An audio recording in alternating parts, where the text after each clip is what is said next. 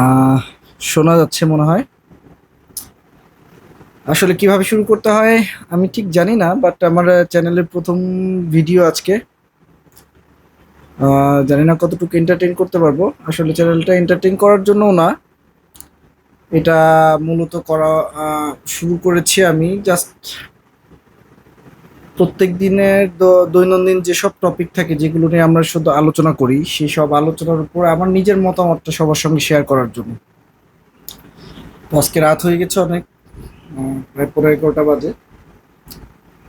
আমার প্রথম ভিডিওটাই দেখলাম, অনেক নিউজ টিউজ পড়লাম, নিউজ পড়ে মনে হলো যে প্রথম ভিডিওটা আমি যদি স্পোর্টসের উপরে করি খারাপ হয় না, কারণ আমি অনেকদিন থেকে ক্রিকেটের ফলোয়ার, হয়তোবা সেভাবে ক্রিকেট বোদ্ধা না, ক্রিকেট পণ্ডিত না, বাট আমার নিজের মত থেকে যতটুকু মনে হয় আজকে বাংলাদেশের প্রথম টেস্টের দল অ্যানাউন্স হয়েছে, টিম অ্যানাউন্স হয়েছে টিম অ্যানাউন্স হয়েছে অস্ট্রেলিয়ার বিরুদ্ধে প্রথম টেস্টের জন্য। তো টিমটা দেখে আমার যে লিমিটেড ধারণা, ক্রিকেট সম্বন্ধে ধারণা, আমার একটু একটু সারপ্রাইজ হয়েছি। প্রথমে যদি ক্যাপ্টেন থেকে শুরু করি, ক্যাপ্টেন তো Najmul Hossain Shanto. He is a fantastic cricketer actually. Test ক্রিকেটের প্রসপেক্টাস থেকে বলতে গেলে he is a fantastic smart cricketer. যদিও ইন্টারন্যাশনাল মানে বাংলাদেশে তো আসলে সেই লেভেলের ক্রিকেটার কখনোই আসে নাই, যে কখনোই আসে না বলে ভুল বলা হবে। একমাত্র সাকিব আল হাসান ছাড়া আর কোনো ক্রিকেটার আমার চোখে পড়ে না যে ইন্টারন্যাশনালি টপ 5 টিমের যে কোনো সময় গেট ইন করতে পারে। একমাত্র সাকিব আল হাসানই ছিল যে তার পিক টাইমে ইন্টারন্যাশনালি যে কোনো টপ 5 টিমের মধ্যে গেট ইন করতে পারতো। But beyond that, Nazmul Hasan smart cricketer বাংলাদেশের প্রসপেক্টাস থেকে।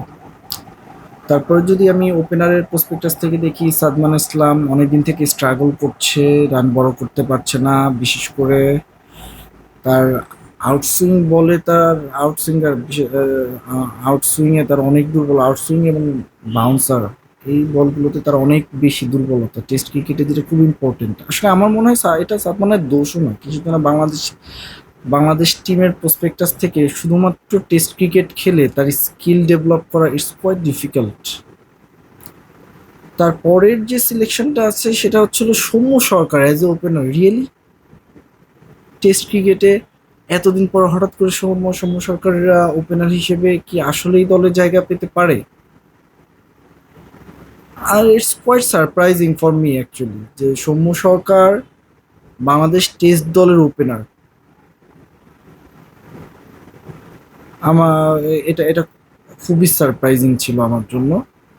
তারপরে যদি আসি 3 নম্বরে, Najmul Hasan, he is doing good, quite well.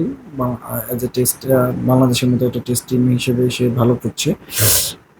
তারপরে 4 নম্বরে Mominul Haque, he is a fabulous batsman for Bangladesh as a test cricketer. শুধুমাত্র টেস্ট খেলে তার স্কিল এত বছর ধরে কন্টিনিউ করা, এখনো 4 নম্বরে মুমিনুলের রিপ্লেসমেন্ট বাংলাদেশ পায় নাই।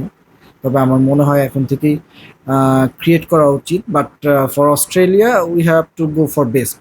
In that case Mominul right choice. And then Mushfiqur টেস্টের প্রতি তার যে ডেডিকেশন, মাইন্ড ব্লোয়িং।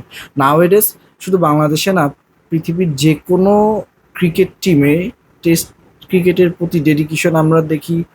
অস্ট্রেলিয়া টিমের অনেক ক্রিকেটারদের মধ্যে দেখি, বাট তাছাড়া ইভেন ইন্ডিয়াতেও টেস্ট ক্রিকেটের প্রতি ডেডিকেশন মুশফিকুর মুশফিকুর রহিমের মতো আসলে রেয়ার। অমিত হাসান ফিউচারের জন্য আহ, আমরা ক্যারি করতেই পারি তাকে টেস্ট দলের জন্য। তবে আমার মনে হয় অস্ট্রেলিয়া টিমের ক্ষেত্রে আমাদের আহ, শুধুমাত্র ক্যারি করার জন্য না নেওয়ার থেকে আমাদের আর একটু ডিপেন্ডেবল কারোর প্রতি যাওয়া যাচ্ছিল। Zaker Ali, are you serious?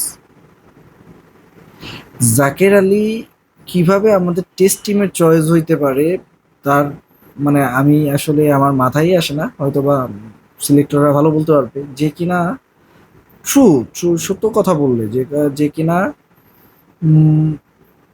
টি-20 এবং ওয়ানডে দল থেকে বাদ পড়েছিল শুধু এই কারণে যে সে তার অফ সাইডে শট নেই বললেই চলে, এবং সে উইকেট থেকে অনেক দূরে চলে গিয়ে লেগে টার্ন করে বল মারছিল, এবং সব বোলাররা তার উইকনেস সম্বন্ধে জানতে পেরে তাকে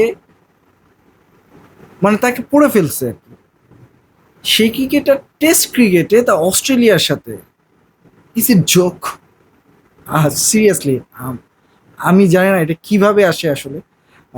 ইভেন সে ফার্স্ট ক্লাস ক্রিকেটে আমারই লাস্ট রিসেন্ট খুব পারফর্ম করছে তা না, লাস্ট 6টা ইনিংসে সম্ভবত 3টা 50 ছিল তার, আর বাংলাদেশের ফার্স্ট প্লে জিম্বাবুয়ের সঙ্গে, সরি, জিম্বাবুয়ের সঙ্গে 4 ইনিংসে তার 3টা 50 ছিল আই থিঙ্ক।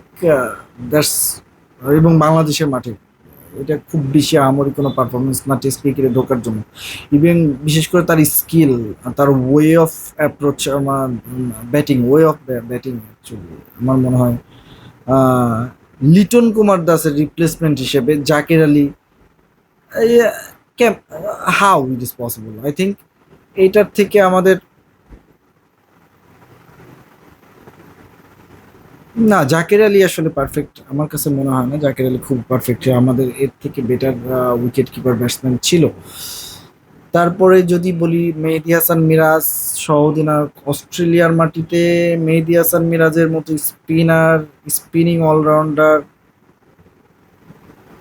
এই জায়গায় আমার মনে হয় আমরা কোনো সারপ্রাইজ পেস বোলিং অলরাউন্ডার নিতে পারতাম, যার সম্বন্ধে হয়তো বা অস্ট্রেলিয়ান টিমের কোনো আইডিয়া নাই। আমি জানি না কে কে আছে, কারণ আমি ঘরোয়া ক্রিকেট খুব একটা ফলো করি না, বাট যদি কেউ থাকতো আমার মনে হয় সেটা বেটার চয়েস হতো। তাইজুল ইসলাম অফকোর্স, রানিং টেস্ট ক্রিকেটে Taijul as a spinner our best choice, সেটা যে যেখানেই খেলাটা হোক।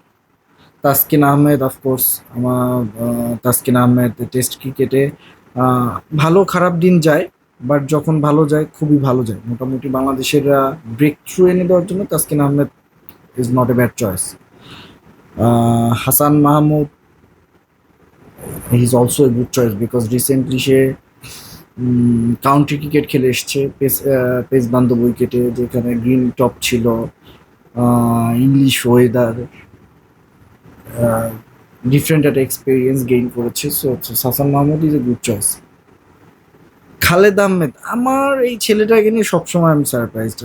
আমি জানি না ঘরোয়া ক্রিকেটে বোধহয় অনেক ভালো করে, বাট খালেদ আহমেদের টেস্ট ক্রিকেটের পারফরমেন্স আমার কাছে কখনোই আহামরি কিছু মনে হয়নি।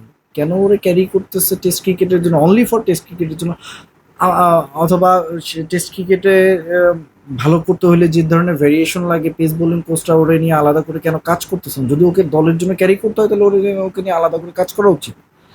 বাট আমি যতটুকু ক্রিকেট দেখেছি, বাংলাদেশের ক্রিকেট, বিশেষ করে টেস্ট ক্রিকেট, আমার কাছে মনে হয় না খালেদ আহমেদ এমন কোনো বোলার যে উইকেটটা গেইন করতে পারে। উইকেটটা গেইন করার জন্য Khaled Ahmed is not a good choice. Ebadot Hossain, after long time off recovery from injuries, আমার সময় লাগবে হয়তো বা, বাট ইনজুরির পরে তার যে বল বোলিং যতটুকু দেখেছি মনে হয়েছে একটু সময় হয়তো বা সামনে ভালো করতে পারে, আগের রিদমটা নিয়ে আসতে পারে, বাট এখন রিদমে নাই, এটুকু বলতে পারি। মুশফিক হাসান, ওকে এখনো দেখা হয়নি, জানি না কে আর কেমন করবে, একটা সারপ্রাইজ পেসার হিসেবে খারাপ না, but we will miss Nahid Rana tremendously, definitely এবং ট্রেমেন্ডাসলি। নাহিদ রানাকে আমরা খুব মিস করব, খুব বেশি মিস করব, এ ব্যাপারে কোনো সন্দেহ নাই। And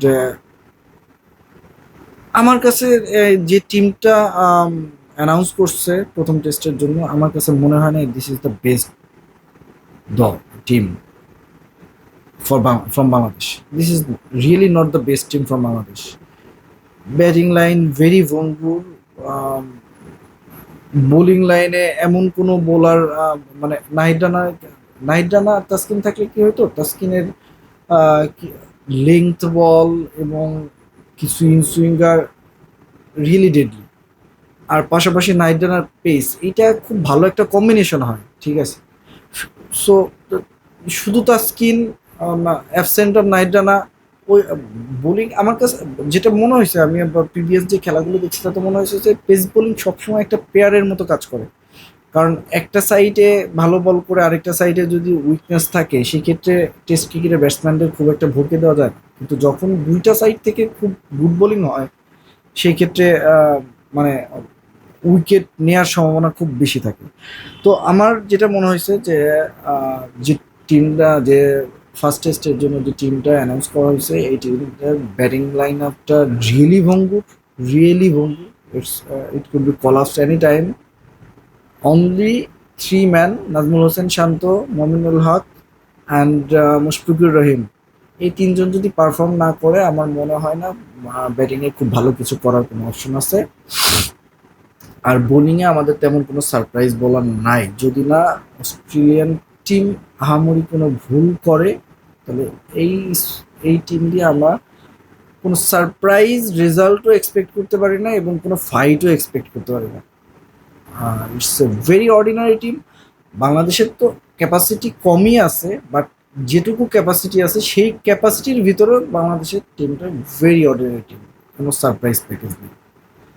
so I am really disappointed. লিটনের অ্যাবসেন্ট, লিটন দাসের অ্যাবসেন্স অ্যান্ড ওপেনিংয়ে ভেরি আনারি ওপেনিং। সৌম্য সরকারের মতো opener I didn't expect actually. আমি খুব বেশি কিছু আশা করতে পারতেছি না, sorry. Thank you for watching.